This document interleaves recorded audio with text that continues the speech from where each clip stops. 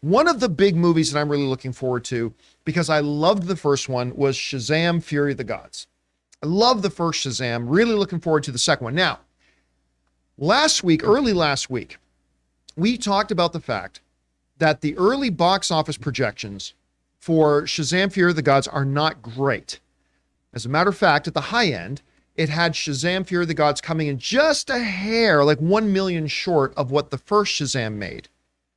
Well, Box Office Pro has adjusted their projections, and it don't look great. Let's go over to the classroom here just for a second here. So, Shazam 1, all right, its opening weekend, it made $53 million. Okay, so there we go. Now, you know this isn't going to be good when I bring up Morbius. Morbius, on the other hand, great, which did fantastic. Morbius made $39 million. Well, right now, Shazam 2, their projections are, get this, as low as 35 million, going all the way up to just 44 million. 35 million all the way up to just 44 million. Now at 44 million, that means that it will come in well below what the first Shazam did, well below now. Before, the top end was right at about almost par with Shazam 1. Now, even if it hits the top end of their projections, they're saying it's going to come in almost $10 million less. At the midpoint or a little bit lower, Shazam! Fury of the Gods, there's a very real possibility here it's going to open lower than Morbius. And people wondered why they need to reboot the DCEU. At any rate, they're looking, it could theoretically open lower than Morbius. This ain't great. And it breaks my heart because I think the first Shazam movie is the third best DCU movie. Obviously, number 1 for me is Man of Steel. Number 2 is James Gunn's Suicide Squad. Number 3 is the first Shazam movie. But this is not looking good at all. And I don't think it's a coincidence. And we're not going to go into detail on this right now because we're talking more about it later.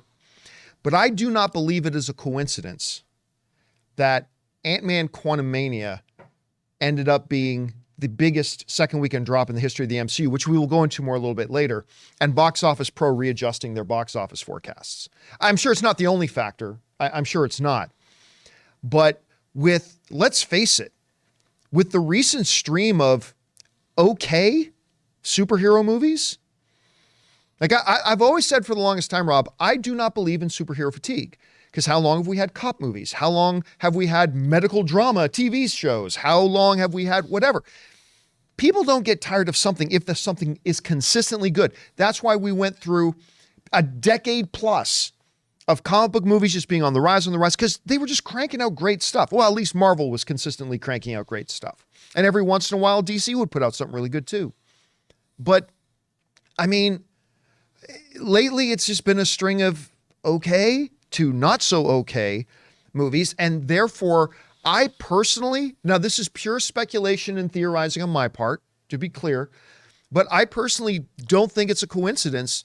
And I think there is a tie here between like Ant-Man showing a disappointing second weekend. Again, we'll go into that in detail later. And Shazam's box office forecast dropping a bit here.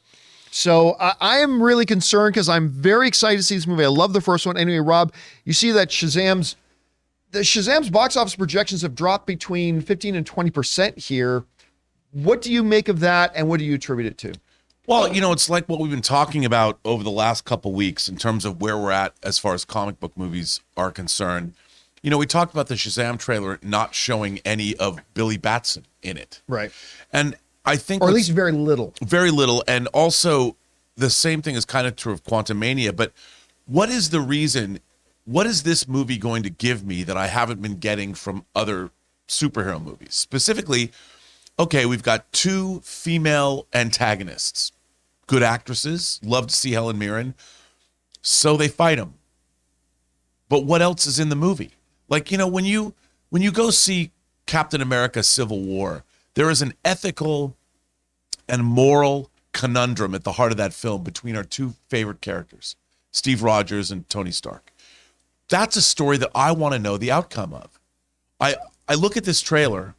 There is no question in my mind that Helen Mirren and Lucy Liu are going to get defeated. And beyond that, what's this movie about? Why am I seeing it? What am I going to get from it when it's over? And I think the Marvel Cinematic Universe was good at providing, at least it was good at providing something more than a superhero movie. It was a movie about people that you cared about, that were going through interesting things. This movie to me looks, okay, it's your standard superhero movie. I think the same thing was true of what happened with Black Adam. Okay, there's the Justice Society, there's Black Adam, he believes in killing people, but beyond that, what do we get? You know what's funny to me? Let me ask you this, because I don't have the answer to this, so I'm asking you. It's funny because you mentioned looking at the trailers for this and you're saying it doesn't really look like it's offering me anything new. And I don't disagree with you, but it makes me wonder, a trailer that came out recently that got, including me, a lot of people very excited, was the new trailer for Fast and the Furious 10, right? It is literally a recycle of a previous Fast and Furious movie. A new bad guy who has a familial connection to a previous bad guy, and they're back for revenge. They did that with the Shaw brothers already. It's the exact same thing, and yet people like me and others are getting really excited about it, even though it just looks like it doesn't look like it's offering anything the Rosencrantz and Guildenstern of the the Fast and the Furious franchise. I think... Guys, we want to thank a sponsor of this video, Rocket Money. The average person has around 12 paid subscriptions. Think about that. If you think you're only subscribed to a handful of services, you might want to double check. With Rocket Money, you can quickly identify and cancel all of your unwanted subscriptions. Rocket Money, formerly known as Truebill, is a personal finance app that finds and cancels your unwanted subscriptions, monitor your spending, and helps you lower your bills all in one place. Rocket Money will quickly and easily identify your subscriptions for you so you can stop paying for the ones you don't want and don't even use. Simply find the subscription you don't want and press cancel, and Rocket Money will cancel it for you. No more long hold times with customer service or tedious emailing back and forth. Rocket Money makes canceling subscriptions as easy as the click of a button. My wife Ann and I moved out of Burbank 2 years ago, and one of the first things I discovered when I loaded up Rocket Money was that I was still paying for a gym membership I haven't even been to in Burbank in 2 years. So stop throwing away your money. Cancel unwanted subscriptions and manage your expenses the easy way by going to rocketmoney.com/Campea. That's rocketmoney.com/Campea. rocketmoney.com/Campea. The difference is it's the car, it's the mayhem. Oh, okay. You know, when you get different kinds of mayhem with cars, and they were doing, like, look, when you see that helicopter gag, I'm like going, come on. At the same time, the 8-year-old in me goes, F yeah, dude. I want to see that car smash those helicopters together. But I kind of felt like that when he punched a dragon through a building in the Shazam yeah, trailer. but I had a little bit of that too. Yeah, but I think it's not the thing here. Look, here's the thing. There's enough characters in the Fast and Furious movie that I like. There's like 10 different characters, and there's Jason Momoa, and Helen Mirren's in that movie too. Yep. You know, and it's just I need to know that there's something more going on. All right. And I think the Fast and Furious movies have at least the different kinds of vehicular mayhem that you haven't seen before. Chris, we're seeing now that Shazam Fury of the Gods, the forecast is taking a significant drop. Now they're saying as low as 35 million, which will put it below Morbius, which your is favorite. Bananas. Ow. And well short, even at the top end, well short of the first Shazam. What do you attribute this to? I mean, the chat's really said it so well. It's not superhero fatigue, it's mediocrity fatigue. You know, we don't want to go to the movies to see something that's, it's so expensive. It's really costly to go to the movies. If you're going to get snacks, if you're going to get seats, if you're going to go at night, you know, it costs a lot of money, especially if you've got a family with you that you're paying for, and you don't want to spend your money on something that's just okay.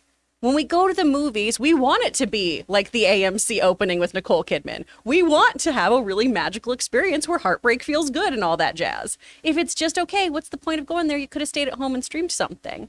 Now, I'm still blown away by something being lower than Morbius. I still think that this has potential. I love the Shazam movie. I really love too. that first one. I think it's so fun. I think it's so wonderful. It's such a great adaptation of that character and comic and everything too. And Logan's going to go see this movie like 15 times because of Helen Mirren. So we're going to do our part. Some people sneak hot dogs and candy bars into theaters. Logan's gonna be sneaking in bottles of lotion. Just Oh saying. my God! You know, He's John, a gentleman. He's a gentleman. can you put the picture that you just had of the Marvel family up, standing backstage or whatever? Oh no, well yeah, the Shazam family. Yeah, The pardon Shazam me, family, the yeah. Shazam family. Yeah. Pardon me, Marvel. I say Marvel. I grew up with it as a Marvel family, but yeah. Give Let me it. see, I'll Go find ahead. it. Well, Just I was gonna, continue. okay, that family, those superheroes. I'm interested in that pantheon of characters. Right. Show me that movie. I want to see what does that family do now that they're this way. If they showed me a bunch of interaction, great. I love the way those suits look. I love the The characters. suits look great. They look great. I love Zachary Levi. I want to know what a family of superheroes like this, what do they do? How do they interact? How do they talk to one another when they're in their forms like this? That's what this movie has that the other superhero movies don't have. And they didn't lean into this enough when they're trying to sell it to me. All right, guys, the question is for you. The box office forecast for Shazam Fear of the Gods has taken a big dip, despite the fact that I'm really looking forward to it. I don't care what anybody else says. I I'm know. excited about this movie, but the forecasts are taking a drop. What do you attribute that drop in the forecast being? Whatever you guys think, jump down into the comments section below and leave your thoughts there.